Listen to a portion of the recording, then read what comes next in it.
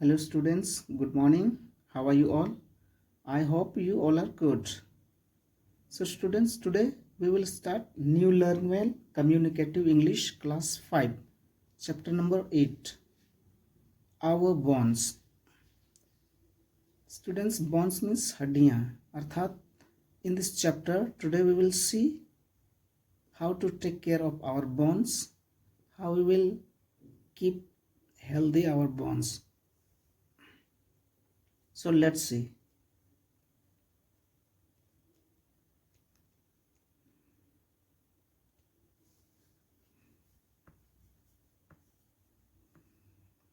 Nadia loved playing on the monkey bars during the recess period. इस chapter में एक नादिया नाम की लड़की है जिससे मंकी बार खेलना बहुत ही पसंद है और वो रेसेस पीरियड में खेलती है. Recess period here recess period means break का टाइम, लंच का टाइम में जो ब्रेक होता है उसे रेसेस पीरियड कहते हैं. और ये इधर जो बच्चे खेल रहे हैं इसमें सीढ़ी की तरह दिख रही है, ये मंकी बार इसी को कहते हैं और नादिया को इसी में खेलना बहुत ही पसंद है. One day she was going up the bars. She slipped and fell down. एक दिन जब वो उसी रेसेस पीरियड के दौरान उस बार में जाती है और खेलती है तो उसका हाथ स्लिप हो जाता है और वो नीचे गिर जाती है.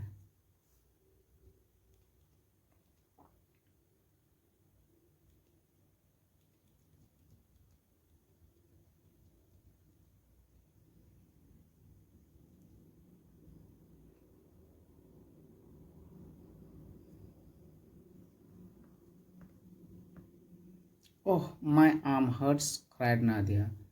और जैसे ही नादिया नीचे गिर जाती है वह ओह का आवाज़ करती है और वह चिल्लाने लगती है.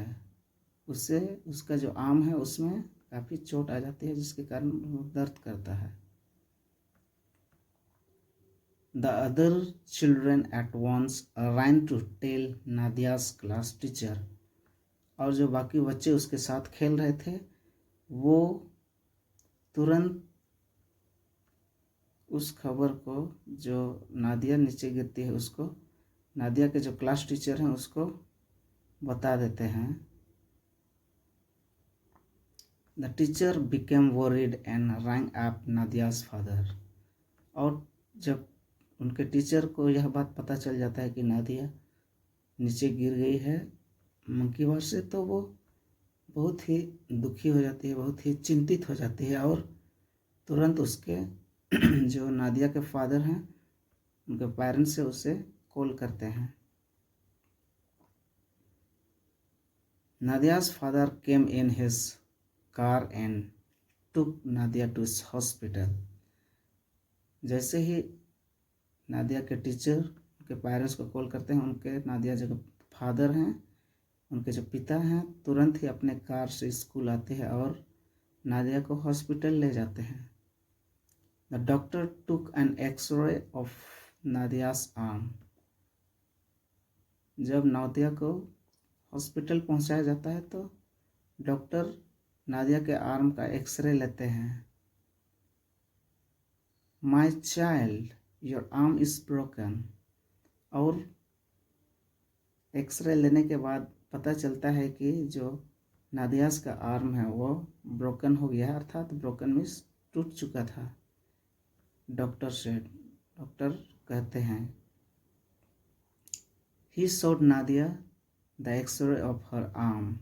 Nadia could see the broken bone. और डॉक्टर एक्सरे निकालने के बाद नादिया को दिखाता है और उससे कहता है कि देखो नादिया तुम्हारा जो एक्सरे है इसमें तुम्हारा आर्म्स है वो टूट गया है. The doctor put a plaster cast on Nadia's arm.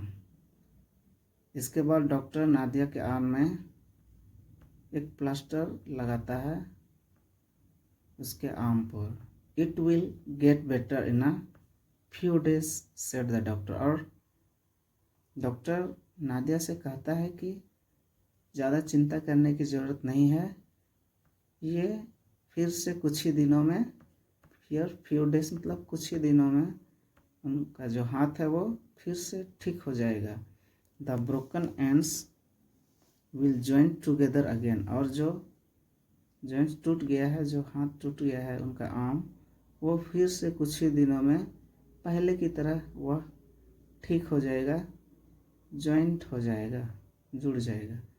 Then your mended arm will be as strong as it ever was, जैसे वो पहले था उसी की तरह फिर से वो जो आर्म है जहाँ टूट गया है वो ठीक हो जाएगा।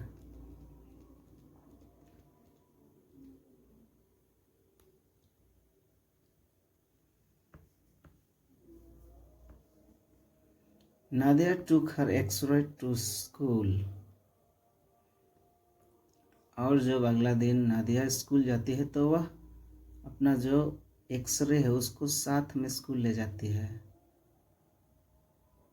She showed it to her friends in the class, और वह अपने दोस्तों को उस एक्सरे को क्लास में दिखाती है।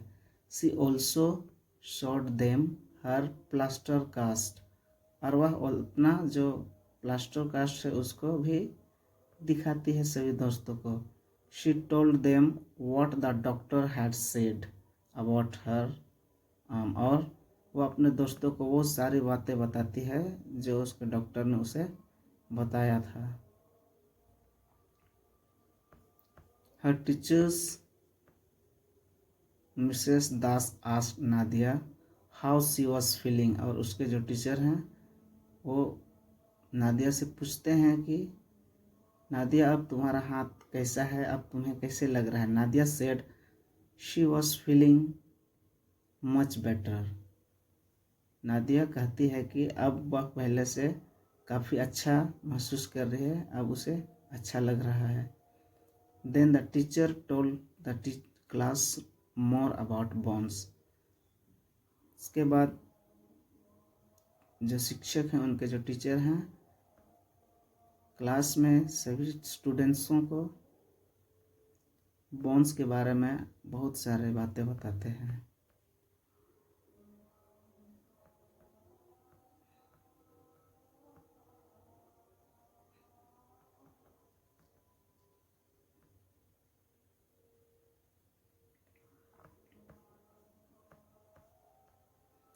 All of us have bones said the teacher, और डॉक्टर हड्डियों के बारे में बताते हुए कहते हैं कि हम सभी मनुष्य के शरीर में बोन्स होते हैं।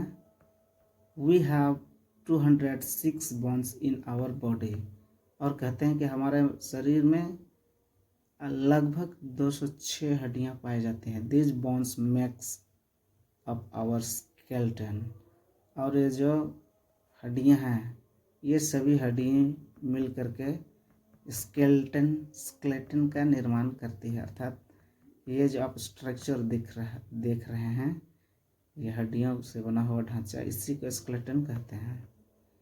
तो ये जो 206 हड्डियां हैं उसी से मिल करके ये स्केलेटन का निर्माण होता है।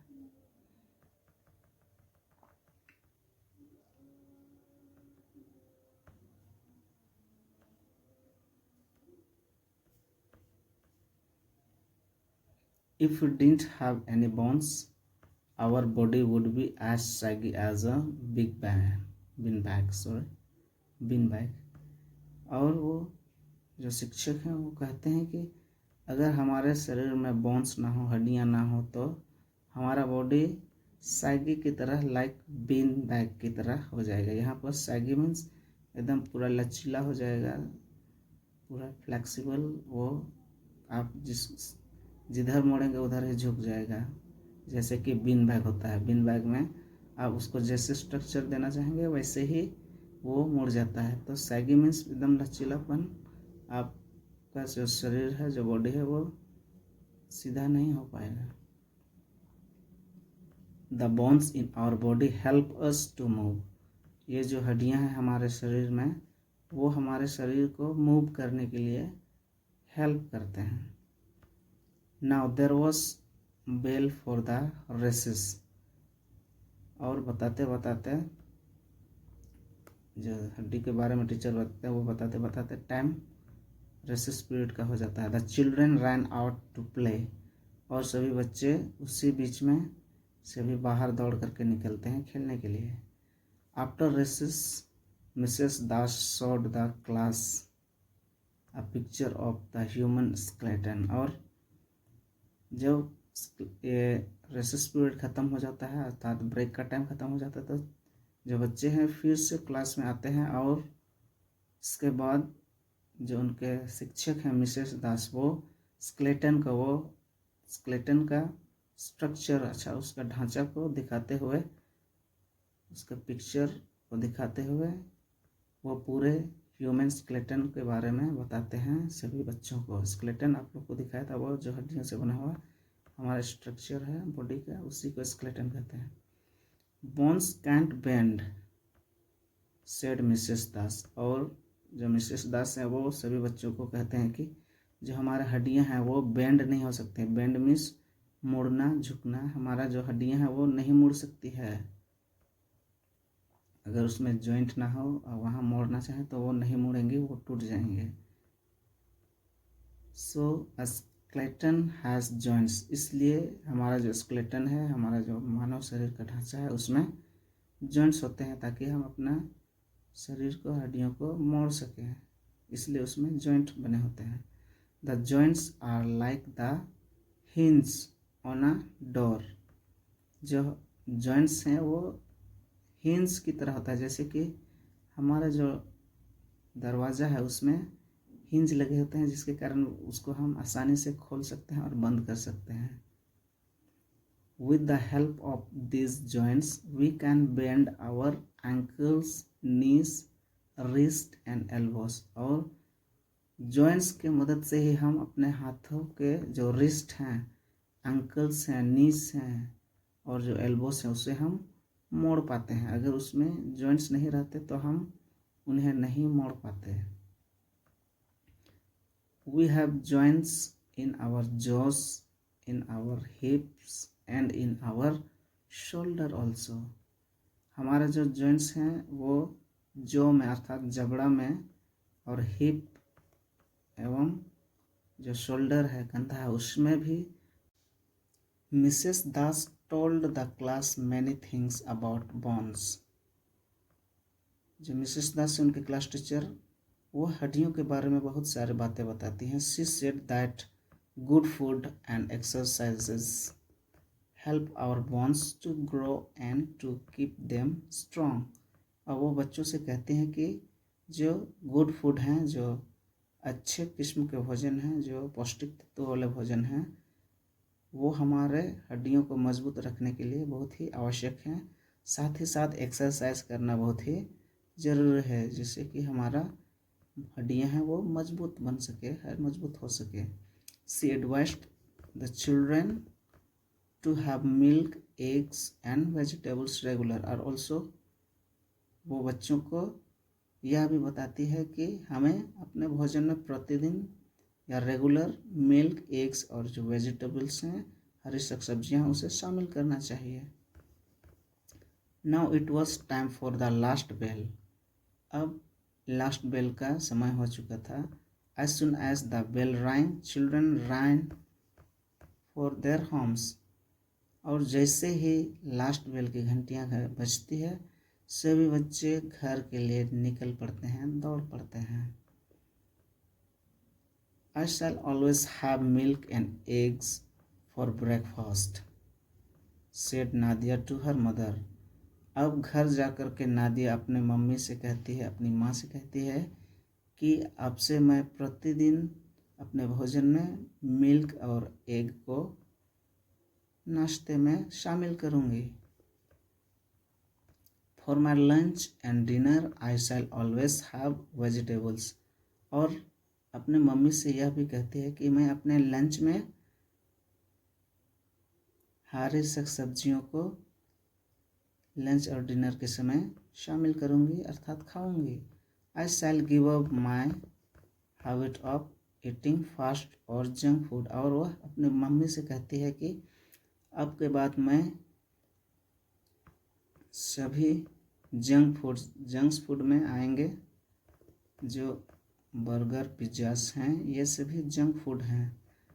उन सभी को गिव अप करना चाहती है, अपने मम्मी से कहती है कि गिव अप मीन्स छोड़ देना, उन्हें त्याग करना। अब अपने मम्मी से कहती है कि उन सभी जंक फूडों को खाना आपसे वो छोड़ देगी। I want to keep my bones strong, वो अपने मम्मी से कहती है कि मैं अपनी हड्डियों को स्ट्रॉन्ग रखना चाहती हूँ, उन्हें मजबूत रखना चाहती हूँ। So students, on this way this chapter is over. I hope you all are understood well. So today on this way this chapter is over. Thank you and have a good day.